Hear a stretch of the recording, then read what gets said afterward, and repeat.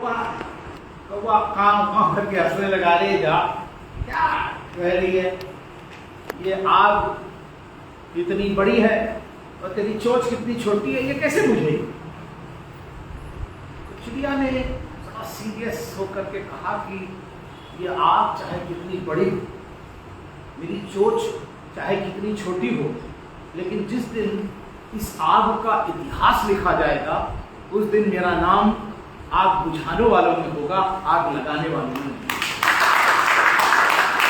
तो बापसा चाहे छोटी सी मीटिंग कर रहा हो, लेकिन जिस दिन जातिवाद को मिटाने का इतिहास लिखा जाएगा तो आपका नाम बुझाने वालों में होगा, आग लगाने वालों में नहीं। I think for that I should congratulate that you have taken this mantle on you, that yes, there is some bickering which is going on and I think you have taken note of it. ऐसा नहीं है कि उनको पता नहीं, जो लोग कर रहे हैं उनको पता नहीं। हम लोगों के यहाँ माननीय काशीराम कहा करते थे, सोते हुए को उठाया जा सकता है, जो सोने का नाटक कर रहा हो उसको नहीं उठाया जा सकता है ना। So I think that's a very practical wisdom that we have to think of, that there is something wrong. I think, let's begin with the atmosphere in which I lived when I was a student, when I had come. So I just want to give you the flavor, because you may not have that flavor, and now the flavor itself has changed. But I think we all live that and we all cherish that. So let me just give you a few points on that, actually, what JNU is all about. I will not say its past, but I will say that what it is all about. और हम लोग जब आए थे तो the greenery which you are seeing, there was no greenery, there were rocks, big rocks, because this is Aravalli, and Aravalli in its bareness actually, that, and lot of heat and dust it used to flow. तो हम लोग ने उस समय हमारे जो बुजुर्ग साथी थे वो कहा करते थे, हमने तो सोचा था दिल लगी हो जाएगी, हमें क्या पता था पत्थरों से दोस्ती हो जाएगी। और हमने तो लिखे थे कुछ हर शब्द पर, हर यानी कि शब्द, कुछ हर शब्द पर, हमें क्या पता था PhD हो जाएगी। और कुछ लोग उसके बाद और भी बढ़े कि जब तक रहा वह JNU में बहाता रहा आंसू, हमें क्या पता था गोदावरी हो जाए। कुछ लोगों ने गोदावरी, कुछ की गंगा, मेरी तो गोदावरी है इसलिए मैं So I was just thinking कि this JNU, I keep on telling my students are here that you can only join JNU. Those who leave, they go to Munirka or America. There are two places. So you can see how you join. Why? For what? Casteism. Did you join because there is caste or there is something else? So I think that we have to search. फिर उसके बाद फिर हमारे उर्दू के साथी हुआ करते तो वो शेर बोला करते थे, university, what university system should look like a garden type of thing. So उनका शेर था, होती है रौनक गुलशन में, होती है रौनक गुलशन में मुख्तलिफ रंग बू से, तुम ही तुम हो तो तुम क्या हो, हम ही हम हैं तो हम। And there cannot be one type of identity, there cannot be one type of ideology. There has to be multiplicity of the ideology, identity, region, religion, caste, creed, everyone. Then and then only there will be a garden. Otherwise, gulab hai to kya hoga? So I think that is very, very important aspect, that how this university has existed. I am reminded of Professor Vivek.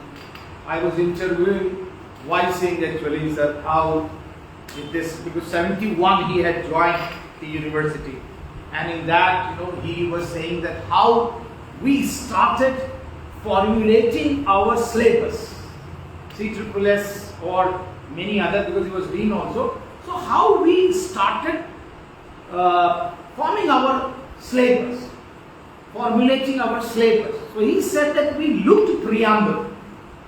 We looked preamble of the Constitution, and the constitutional values enshrined in that preamble, we took that to frame our syllabus. So this progressiveness in the university is not only in the atmosphere like that, it is actually ingrained in the syllabus also. And that's what actually I think we should cherish. Otherwise, what will happen? We think that JNU is now and there, and that is all. No, that is not JNU. I think, therefore, I think it is very, very important that we have to look at. The second part is the culture of the student. Look at the culture of the students. अभी तो जो लिखते हैं क्या वो रात में घर से सोते रहो तो वो ढिंच इतना तेज चलता है रात, और उसके पीछे जो गाना होते हैं मैं तो नहीं गा सकता हूँ, और वो गाने बजते हैं, and people think that is JNU culture. That isn't actually. If I have to listen a filmy song, why should I listen to a parody? Why will I will not listen Lata Mangeshkar or actually anyone else, the original? But what is the creativity nowadays? It is only singing the filmy songs, and that is the creativity, because just like an idiot, nobody knows that Shailendra wrote a beautiful song which became once upon a time the JNU song. You know Shailendra song? तो जिंदा है तो जिंदगी की जीत पे यकीन. Universities are for idealism. They sell idealism, and I see, and as a proletariat teacher, I see myself in you. That look, yeah, I have played my innings, and now you are going to play the innings. How? And if I will not give you the idealism, if the university will not give you the idealism, who will else? But what has happened? How gradually, bit by bit, the whole culture has been smashed, dismantled. I have not heard students singing these progressive songs. I don't know whether you have heard maybe singing, but I have not heard that Magdoum जाने वाले सिपाही से पूछो वो कहाँ जा रहा, and that was later on 1961, that was co-opted in the film also. That was an army film in which that was taken, and you just can tell the pain and agony of a mother, of women, how actually their children are. Not necessary to read actually, Communist Manifesto. Not necessary to read Das Kapital to understand exploitation. With one simple song, you could be told actually what is happening. आए मोर बिटुआ के नंगे बदन को ढकने को नहीं एक चोला, अखियों में पानी आए फिर भी चलत जाए मनवा को बांधे ही टोला. How actually palanquin is taken by the working class, and you can be told about labor, difference between labor and work. So I think that context of the culture, if you don't bring that, I do not think that you can challenge the culture which people learn from scriptures and then they try to give you. That was the fight when the reorganization of the universities were taking place, because they were all dealing with the churches. They were dealing with the scriptures, and they forgot what is the culture. So I think if you can, I think BAPSA should take the lead to bring that culture in. I think you can talk about that culture. You can sing your own songs. It's not that actually that you have to imitate. But I think you can create. I was drama club convener when I was contesting elections, and drama club was to be contested. I got 650 or 55 votes. इतने में तो president बन गया. And you know, we called Habib, that Chhattisgarhi, Irfan Habib. And Irfan Habib came and gave us a full-blown workshop. And Chhattisgarhi actors, the tribal actors, they were acting with us. And we could learn. So I think there are number of facets which have been suppressed, which have been deliberately crushed. Because you know that there are ideologies. There are ideologies which argue nothing can be constructed without destruction. You know what I am talking about. So I think you have to look at that how people talk about. Now in this context, friends, I look at, that the nature of the youth, if you look now, nature of the youth, the third aspect. Nature of the youth is changing, no doubt. And our teacher, Professor Kumar, used to talk about that there are three types of youth in India. One is the rural youth, is still because 68% of India lives in villages, and they have that youth who is caught in the labyrinth of tradition, because they have to abide by their tradition. They are not ready, they do not enjoy the freedom to deconstruct the tradition and come out of it. So they are caught in the labyrinth of the tradition, and they have to justify the tradition. The second is the urban youth, the first generation learners who have come with their parents, and they still have that values, and the values are that they have to abide by to the whims and fancy of their parents. So पापा ने कहा doctor बनना है तो doctor बने, पापा ने कहा इंजीनियर बनना है तो इंजीनियर बने. Now because they are disciplined, they are the people who are, according to Woman, exploited the most. Who exploit? On the one hand, the political organizations.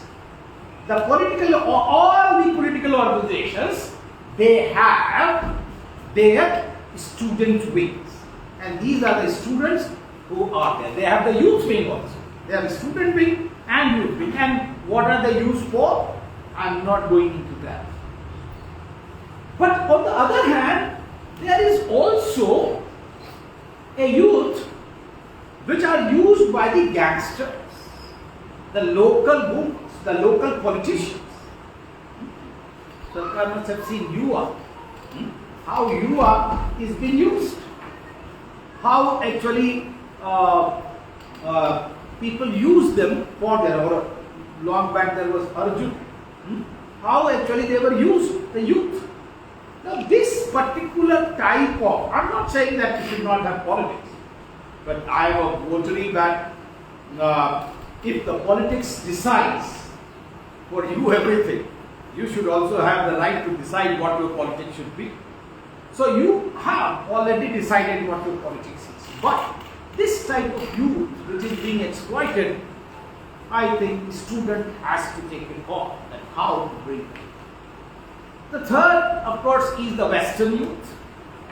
Woman says that he is born with the Western food, Western clothes, Western film, and is waiting for the first flight to leave abroad.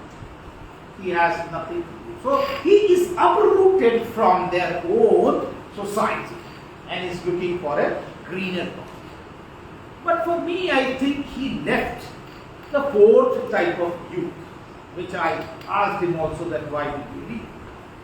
And I tried to argue that how this youth with injured psyche, the injured psyche or a scars on the self, whether he is a scheduled caste youth or a scheduled tribe youth or a minority youth, they have somewhere or the other a injured psyche.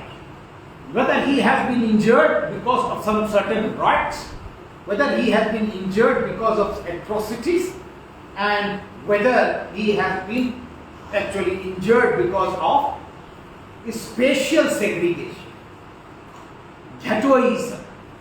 I think this type of youth is now coming to the universities. This, I think, is a very, very important category which has not been evaluated, analyzed, and you will not find many articles also. Yeah, youth itself is not a category to be researched, we all know. Whenever youth raise the voice from, I'm talking about from the India's struggle for independence, that Guru Sukhdev Bhagat Singh wanted, and Gandhi said, no, you sit down, don't come, we are taking care of. And they were not heard. And you must have seen also during total revolution, septuagenarian and octogenarian, how actually Jayaprakash Narayan brought all the youth and they were used. But they were not given the agenda. And very recently when Anna came and sat, he was calling the sort, but later on he was himself. So I am trying to argue that youth itself was denied an independent agenda, and still it is not given an agenda. And therefore I think there is a niche for student movement to evolve their own agenda. You know that how different organizations are being dictated their agenda from there. Some organizations are not even affiliated to a political party, and yet they do not have their own independence. So I think evolving an independent agenda for the youth itself becomes a very, very important exercise for BAPSA.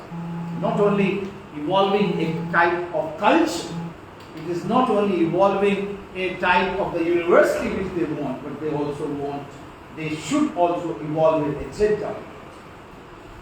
Now this brings me to the fourth point, and that is that why we have to actually understanding the misunderstanding the caste. Why and what I think about this topic. You know, there are four very important points to be understood in a caste debate. One, you know, the term itself is debatable. The term caste only came in 1498 when Vasco da Gama landed in Portuguese. This term is coming from casta, as Homo hierarchicus says, and I teach sociology, so I very simple way to look at. The caste came from casta, which is a Portuguese term, and they wanted actually the purity. They wanted to maintain purity of the blood, and that's all. So my question is that before 1498, how was caste understood? What was the name? And whether the term caste connotes the totality of the institution. Whether the name caste or the term caste connotes the totality of the institution. For example, you know, I give this example, barber. So they have told that we are going into Delhi for some other work, but they are doing it. Imagine actually the caste, how it is basically functioning, what are the characteristics required, nobody knows. So that is one misunderstanding of the caste that we have to understand. Only one writer, one sociologist, David Mendelbaum. David Mendelbaum wrote a full book, Change and Continuity in Indian Society. He only was the person who wrote the term jati. He used the term jati instead of caste. Now, you know, if we begin with jati, so I think I have written in my book Caste and Democracy in India, you can read actually what exactly jati means. Now, if that is the case, that Portuguese brought the term caste, there is another fellow, Nicholas Dirk, said that caste was constituted by the colonials.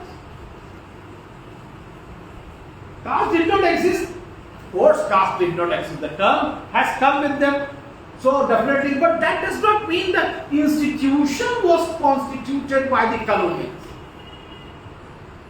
And I try to challenge and I try to write in my book that the term jati was used. Not jati but jat. Those who are from Hindi, they know jat. And I use the couplet by Ravidas. Ravidas says, जात जात में जात है तिन Kellen के पात, रैदास न मानो बन सके जब तक जात न जात. There is caste within caste, just like leaves within leaves of the bananas. And unless and until you caste goes away, human being will not be human being. Imagine, there was no British at that time. There was no colonial rule. And here Ravidas is talking about annihilation of caste. Annihilation of caste. It is not only existence of caste, but annihilation of the caste. And I am giving you one example. There are hundreds of examples. Kabir is also saying, and then actually Jataks of Buddhism, they are also saying that how even there were unseeables. What to talk about? Untouchables. There were unseeables and there were unapproachables. You cannot approach. 32, 64 and 128. If you have to go to Kerala, if you have to approach, if a Nair approaches to Nambudri, he has to keep 32 paces in between. And if a Shudra approaches, Yadavas were Shudras, we have to approach, then it is 64. And when the Pulayas have to approach, they have to have 128 spaces. Now he is saying that this was constructed by British. I am sorry. And our sociologists who want to travel to London, they will accept this theory. Because if you accept their theory, then and then only you will be called. Otherwise, you will be there. So this politics of knowledge of construction of caste, I think, is to be understood. That is second misunderstanding. One, the term. The second, whether it is constituted by the colonies. The third, you know, if you look at when you are talking to anyone about caste, so they will say, no, आजकल कहाँ caste है? आजकल तो caste नहीं, देखो हम सब लोग साथ बैठे हैं, साथ खाना खा रहे हैं, हम तो पूछ के भी नहीं बैठते. Now, if you talk to them little bit, then like there is caste in, villages. No, villages actually what? They are doing their work. I am also doing their work. I call them kaka. I touch their feet also. I said that, is there any sweet shop of the Dalits in village? Is there any tea stall of the village? Is there any even perfume ka dukaan in the Dalits of the village? And you will not find. My problem is this, when you talk, I think all of you have to draw a frame of reference in which you are discussing. Are you discussing in the contemporaneity? Are you discussing in medieval ages? Or are you discussing in the ancient period? I think you all have to have a framework. Otherwise, your discussion will go haywire and they will change the track every time. As soon as you are going to it, they will change the goalpost. So I think this is the third misunderstanding. The fourth, ascertaining the period in which caste originated. Now there is no certainty of the period. If you look at the certainty of the period, some people say caste emerged in the 15th century BC. When the Rig Veda, Purusukta, 10th Mandal came. Some people say no, it was actually during the Manu's time, 800. Some people say no, 400 BC. So there is no certainty of the time period when did the caste emerge or jati emerge. That is the third misunderstanding about the caste. The fourth misunderstanding is the characteristic. The characteristics, which characteristics are the real characteristics. If you read G.S. Gure, he talks about 6 characteristics. 6 characteristics of the caste. If you read M.N. Srinivas, he talks about 5 characteristics. I am not going to tell you what are the characters, otherwise it will become a sociology class. Even the French scholar, those who have done stratification, you might have heard the name of Celestin Bogle. Celestin Bogle is the, one of the authorities on caste, because even Louis Dumas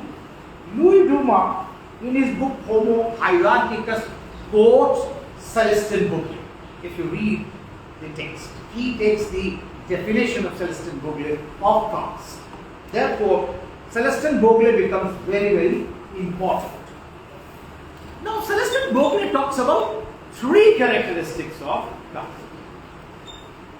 Now, you can ask actually which characteristic should be considered.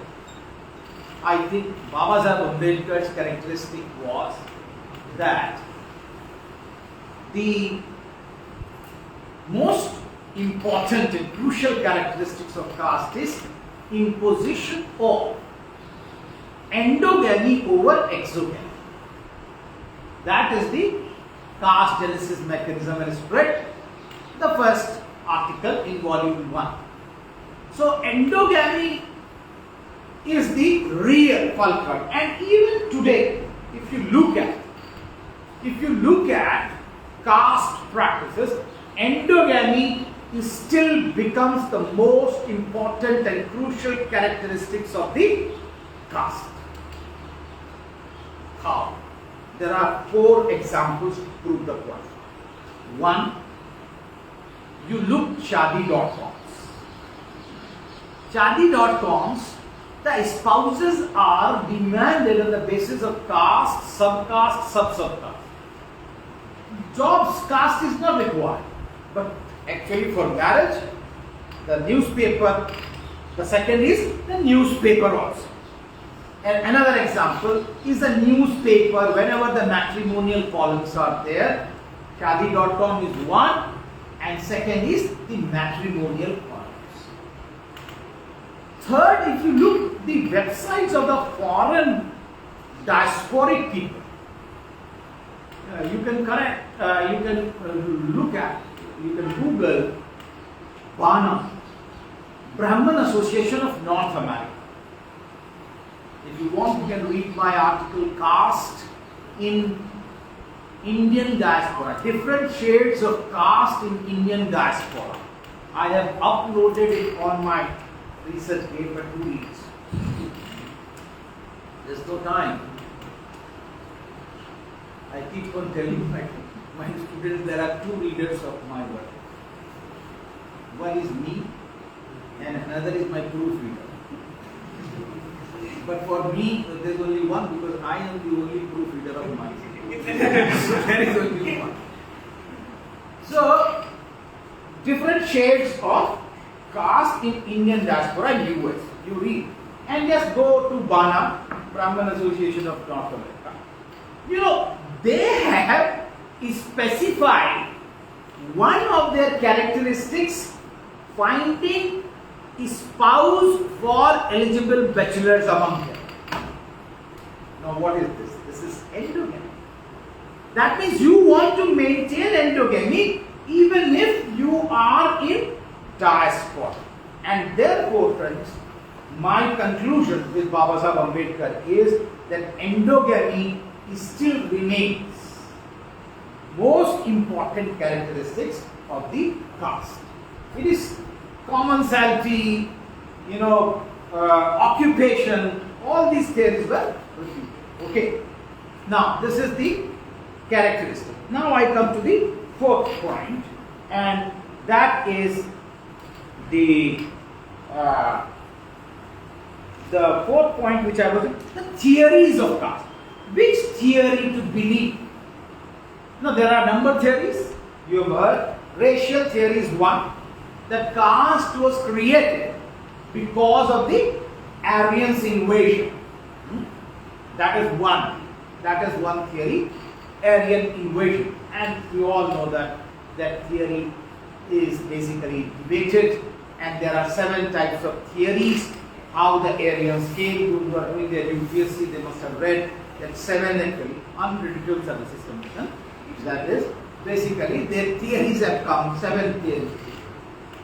And then you have also, racial theory, and they said that Aryans were white or fair color, tall, and of course fair and tall, handsome. So Baba Sahib when was writing, then Baba Sahib argued that if you come to Punjab, the scheduled caste, the Dalits are very tall and they are also very fair color. So how can you actually give this theory for Punjab? And if you travel to South, then there are Brahmins who are very dark and also very short stature. And therefore, racial theory is not at all tenable as far as caste origin is concerned. And that was also, that has also been told to by Trotman, Thomas Trotman. If you read Aryans, the book, his book is Aryans, Thomas Trotman. And Thomas Trotman also says that you will not find people in India on the basis of the color. This was the color blindness of the Western philosophers who have tried to look color in the caste. You will find people on the basis of region in India. You start from Kerala, Pila Bula Theke Parampi Lusha.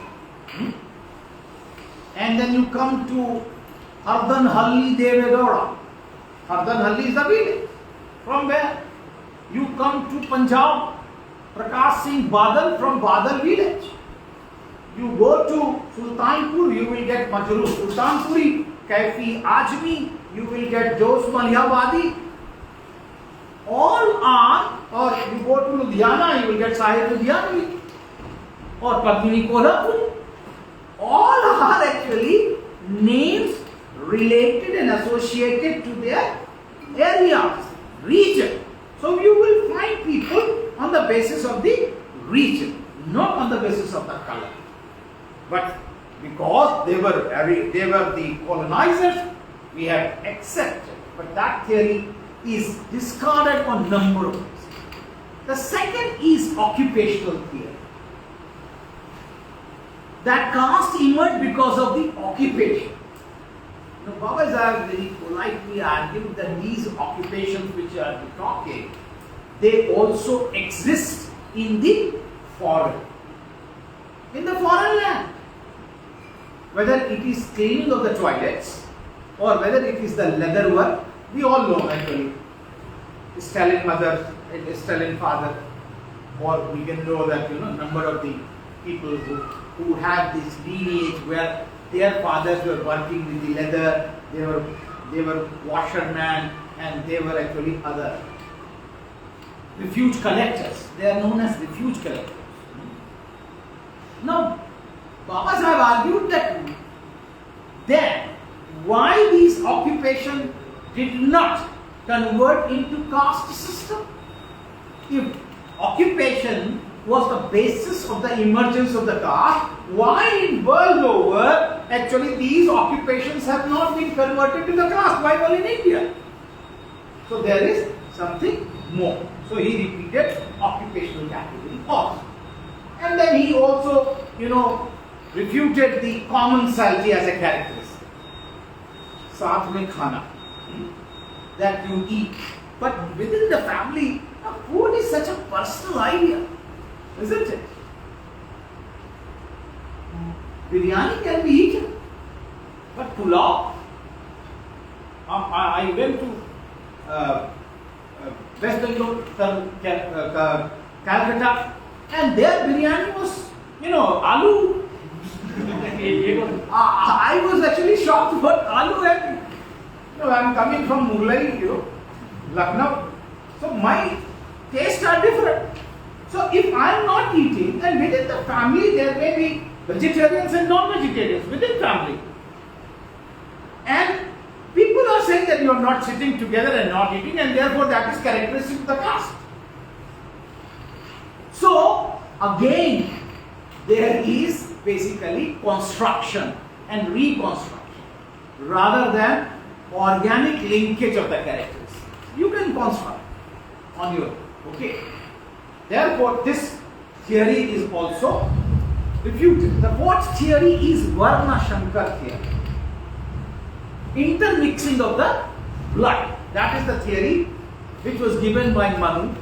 And Manu was saying that the castes were born because of the high caste mothers and the low caste husbands, and their offsprings they were considered to be untouchables or excommunicated. Now Baba Sahib argued that this theory is trash, and he wrote an article, I think volume 3, because Manu's Madness. Manu's Madness, I think later on it was written by others also. Look at Manu's Madness, that how can such a big population of the untouchables, ex-untouchables, can be produced with this type of marriages? How? That means you were casting aspersion on the character of the upper caste woman. That was the allegation which was put by Baba Sahib. And therefore he said, no, that is not the way. And then, friends, you all know that he gave his theory of surplus men and surplus women. I think you can read it. But what is more important for us, that there is lot of misunderstanding of the caste structure, origin, characteristic, and even the terminology, which is not being engaged with. And that is what brings me to the fifth very important misunderstanding. Whether the Varna hierarchy is having 4 classes or they are having 5th also. Now this is a handiwork of our sociologists. And you can read my article again. I have written it and I have uploaded also research here. Locating Dalits in Indian sociology, and in which I am trying to argue that if there are 4 Varnas according to Rig Veda. According to Rig Veda, Purusutta 10th Mandal, I will not speak Sanskrit, otherwise people will say something else also. Vivek Kumar has started speaking Sanskrit, so he is moving somewhere else.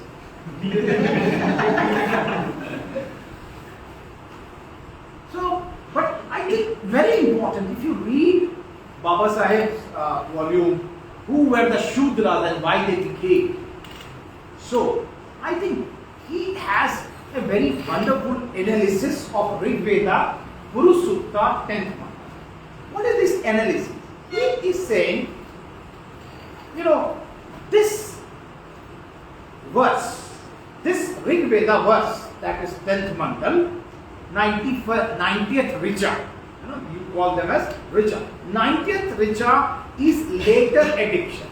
It was inserted later on. And the two verses in the higher, they are even later insertion. The whole verse, 91st Richa, is itself later insertion, and the two aspects where the caste has been discussed, these two aspects are even later insertion. Why and how? He says there are two actually important aspects of it. One, he is saying that whole Rig Veda is in narrative form. It is a narrative. There are fights and there are actually, number of aspects. But this verse is in question answer form. It is not a narrative. Rather, it is in question answer form. And that's what the question I keep on repeating.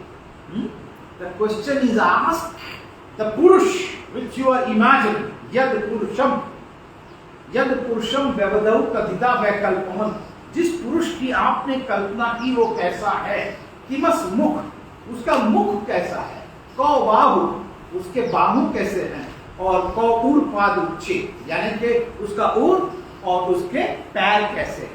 And then answer goes, ब्राह्मणों मुखम आसी, ब्राह्मण मुख हुआ, दुई बाहु राजन्य कृता, दोनों बाहें राजन्य की गई. The word Kshatriya is not there. Imagine how this construction is taking place. Ur tadasya twice, patabhyam shudaya. So this question answer is extra, actually later on insertion. And therefore, the fourfold Varna hierarchy itself is a construction. What to say about the fifth Varna? Gure, Vete, M.N. Srinivas, even this man actually, Homo hierarchicus, Louis Dumont, they are all talking about there are four Varnas and there is fifth also. And nobody is talking about fifth. And they are saying there is a fifth also. So therefore, friends, I think, Indian sociology, and this was not written, during last 10 or 20 years. This is actually there. This verse is there, and people have accepted in the literature of sociology without any reflexivity. Why did they not question, and why did they make the Hindu social order as it is? And that's where I think a very, very pertinent misunderstanding has been created. Last but not the least, the origin, of course, from the different parts of the primeval being, that is religious theory of the emergence. And this is what is the most dangerous. Religious theory of origin of caste is the most dangerous. And that's where Baba Sahib in his analysis of caste argues that once it is established that this is a divine order, then nobody can envy it. Therefore, my humble submission is, friends, how will you understand the caste? History is not letting you really understand. Evolutionary theory is not letting you to understand. So what is the way out? And no sociologist. People have written, थोक के भाव किताब आता है. हर दिन एक जो है आप गूगल करिए, हर दिन एक नई किताब मोटी, लेकिन रास्ता कोई नहीं. I'm putting my hat of professor today. Actually, I'm speaking like a general person who thinks of the, what is happening. in the knowledge system. You read text after text, it is only reproduction, but there is no question. And Frankfurt School helps us. Frankfurt School, or even Marx also talks about that actually, or Buddha has actually 6th century talked about there's nothing to understand the world, rather actually the challenge is how to change it. So caste is there. Everybody knows. And that is why the leading political parties, they are contesting that we have to have caste census or not. If the caste was not a reality, then who will have the census? At least in the politics it has been decided caste exists. In sophisticated arena, it is still being debated that caste exists or not. And we are debating. So friends, my humble, I have written this article also in UPW, Caste and its Contemporaneity. Caste and contemporaneity. So what I am trying to argue that if you want to understand the caste and its structure, you don't begin by the history or evolution, rather you begin from contemporaneity. Contemporaneity is very important aspect. Now, what time is your dinner? Huh? Are you giving dinner also? At dinner time. So, I am trying to argue that if you really want to understand the caste, you have to really understand from the contemporaneity. Now, what is this contemporaneity?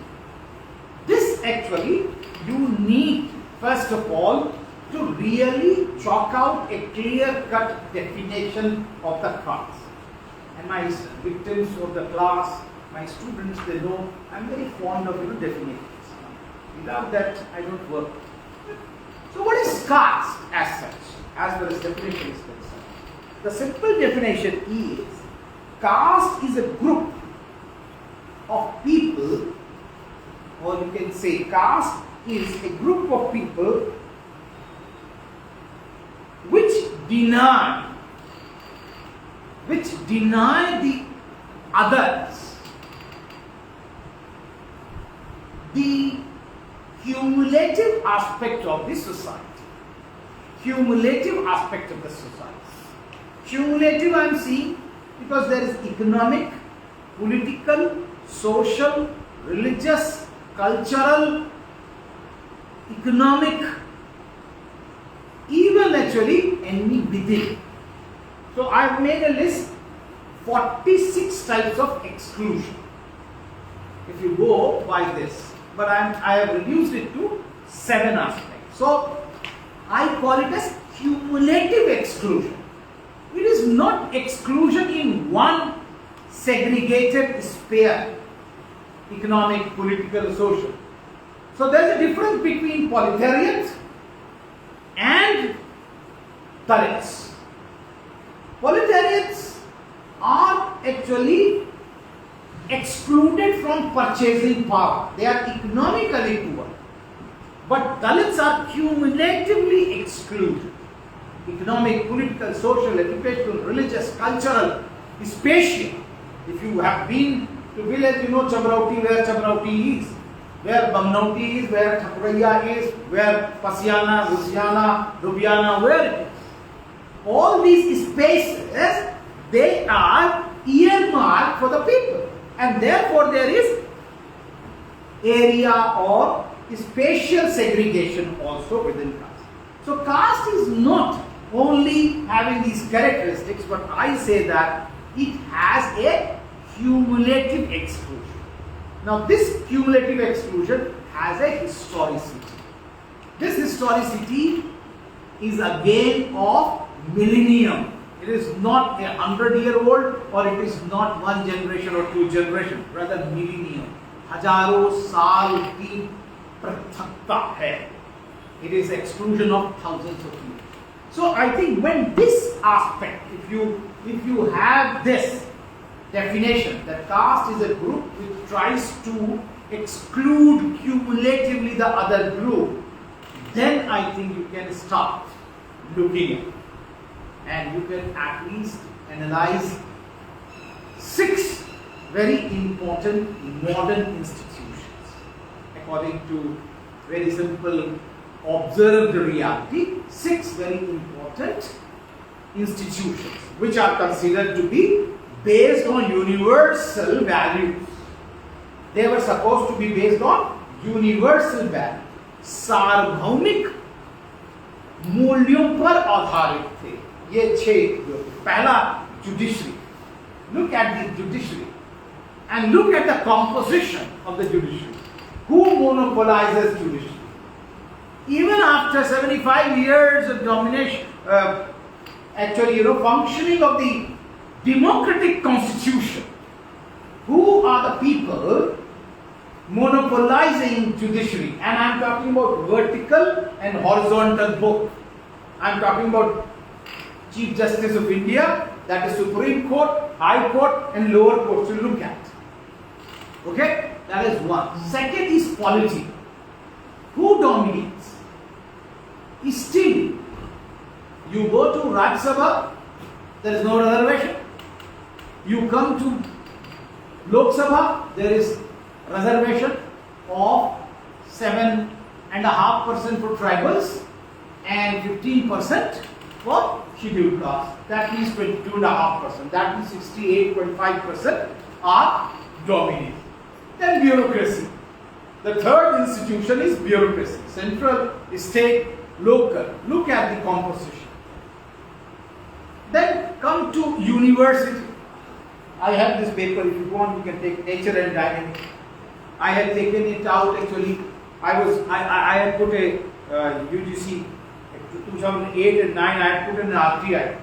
And I found out of actually out of 1,688 professors, 24 professors were from scheduled caste, and out of 3,298 associate professors, actually there were again 60 plus 24.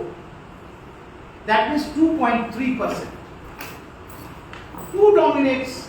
After 74 years, this is the nature of the institution, and we are calling ourselves democracy. Then you go to industry, and you can actually bring at least one industrialist from this group, which can even compare to even 100 or 200 or 500 position. Even one industrialist from this background, tribal, SC. And then 6th, look, media as a industry, and that is religion brought. So these 6 institutions, which were supposed to function on the universalistic principles of achievement, they have been monopolized by certain groups, and we call that we are. And therefore, friends, we have to look that caste exists through this type of monopolization of the institutions. I am not talking about untouchability, not eating, not marrying also. Not at all. I am saying that look at the institution. Now in this way what happens?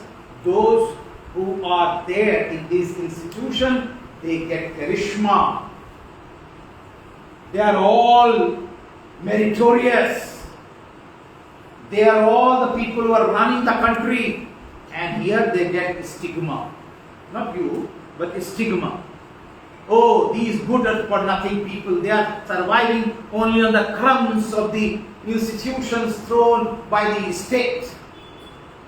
तो काम ही नहीं करता, खाता ही ऐसे है बच्चा हुआ, state पर निर्भर करता. This is the construction, and therefore, friends, for me, caste is not very important category. Casteism is more. Casteism. And people will keep on explaining caste. But if you ask what is casteism, they will say that the Dalits, the tribes, the backward classes, they are spreading the venom of casteism by asking their share in the power or in the education, wherever. And they call reservation as one of the means of spreading caste venom. जातिवाद का जहर फैलता है जब आप आरक्षण की बात, जातिवाद फैलाते हैं जब आप अपना दल बनाते हैं। बहुजन समाज पार्टी के लिए बहुत दिन तक कहा गया कि वो जातिवाद का, but I asked them, can you define what casteism is? Again there was no definition, and therefore I think when I started writing Caste and Democracy, I wrote this definition. Casteism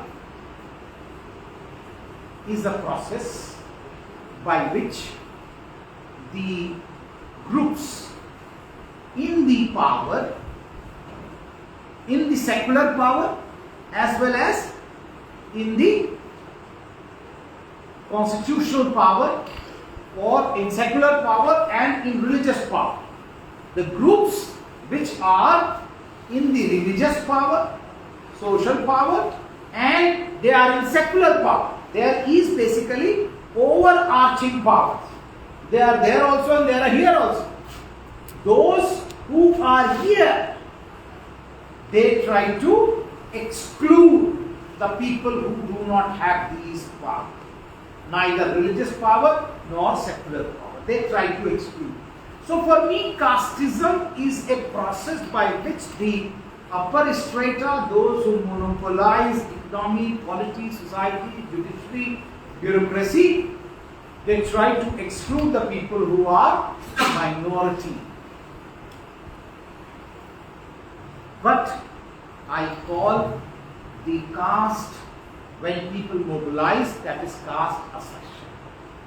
So then Dalits are trying to mobilize the excluded. That is not casteism. That is caste assertion. And I call assertion as a very neutral term. It is a very neutral term for me. I am trying to assert my right which have been enshrined in the constitution. I am not trying to usurp your right. आपके हकों को हम मार नहीं रहे, छीन नहीं रहे। हम तो अपने हक जो हमको संविधान में प्रदत्त हैं उनको लेने के लिए कह रहे हैं, मजलूमों सब साथ आ जाओ, तुम्हें दबाया गया, तुम्हें कुचला गया, तुम्हें प्रताड़ित किया गया, तुम सब साथ आ जाओ, please come together, unite, you don't have to lose anything. And when you call it, when these groups, excluded group, when they try to call the excluded, they are being called as castes. So BAPSA is casteist Sangathan. BAPSA is saying that no, you have to come together and actually you have to defend yourself because unity helps in defense. But they are being termed, and those who are excluding, they are being called as progressive. मैंने तो आज तक कभी किसी और संगठन के मंच से तो बोला नहीं, पता नहीं मेरे ज्ञान में कमी है या मेरी अस्मिता में ही कमी होगी, तभी नहीं बुलाया गया। अब आप बताइए कास्टिस्ट कौन है? इसलिए मुझे लगता है, I think we should begin by contemporaneity and then we define what actually caste is and then what casteism is. Then and then only there will be a outlet. Otherwise, we will keep on beating around the bush and we can produce books, but we will not be able to understand the problem. So the problem here is how the monopolization, and that is why I think you should all read one of the articles which is written by Baba Sahib Ambedkar, and it is in volume 9, a plea to foreigners. A plea to foreigners. And he says democracy is not only with the 5 characteristics: constitutional morality, adult suffrage, election, plebiscite, and recall. These are considered 5 characteristics. I repeat, 5 characteristics of democracy. 1. Constitutional morality. 2nd, elections. 3rd, adult suffrage. 4th, plebiscite. And 5th, recall. Westerners say that these are the 5 characteristics of the democracy according to Babasaheb Ambedkar. And they are unable to explain that why did democracy fail. It failed in Italy, it failed in Spain, it failed in Germany, it failed in Russia. Why did democracy fail in Western society? Babasaheb Ambedkar argued that it failed because they think that these 5 characteristics are be all and end all of democracy. They are not the real aspect of the democracy. The real aspect of the democracy is when the elites of the society, they lose their power, or their power is deconstructed or destructed, then and then only real democracy will come. Otherwise, ruled will always be ruled and ruler will always be ruler. The pattern will not change the hand. Unless and until pattern changes, there will not. So, I think these 6 points which I have tried to argue is basically for making this university. It is not that you want to create some wedge, rather you want to create this university a livable place. You want to make this university a cordial space to live, and especially the state of the excluded, the place for poor people, I think much more higher in this university. I call this always actually my university as my social mother. My biological mother gave me birth, but it is this university who taught me what is good for me, how to live.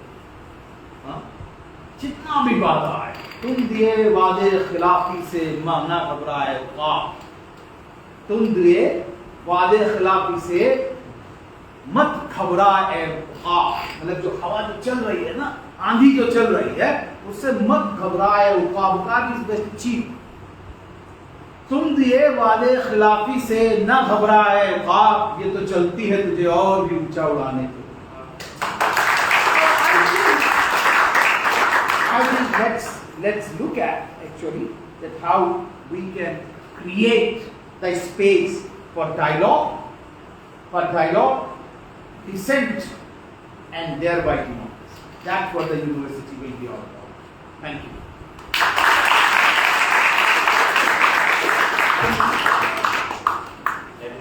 That was very insightful. Now I open this stage for question and answer.